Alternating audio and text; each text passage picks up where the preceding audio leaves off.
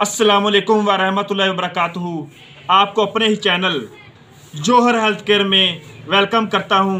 अगर आप हमारे चैनल पर नए हैं तो आप हमारे चैनल को सब्सक्राइब करना और बेल आइकन की घंटी को दबाना मत भूलें ताकि आपको हर आने वाली नई वीडियो सबसे पहले आगाही हो सके।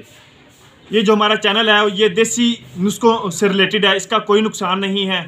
तो आज जो मैं आपके लिए ज़बरदस्त नुस्खा लेकर आया हूँ वो है गंजेपन का इलाज। बहुत से लोग देखे होंगे जो गंजेपन का इलाज हैं, जो गंजेपन का शिकार हैं, और ये नुस्खा बहुत ही सादा और बहुत ही आजमाया हुआ नुस्खा है। इसमें आपका 1 रुपया का खर्चा नहीं आएगा। तो बिना टाइम वेस्ट किए चलते हैं हमारे नुस्खे की तरफ। तो दोस्तों, जो लोग गंजेपन का इलाज हैं तो ये 12 माह पुराना अचार का तेल है।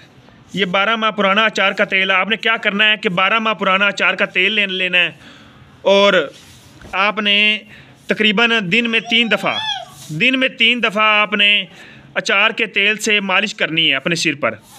और आप देखेंगे कि आपके जैसे ही आप जितनी दफ़ा आप मालिश करेंगे आप देखेंगे कि आपके घने और काले बाल आना शुरू हो जाएंगे।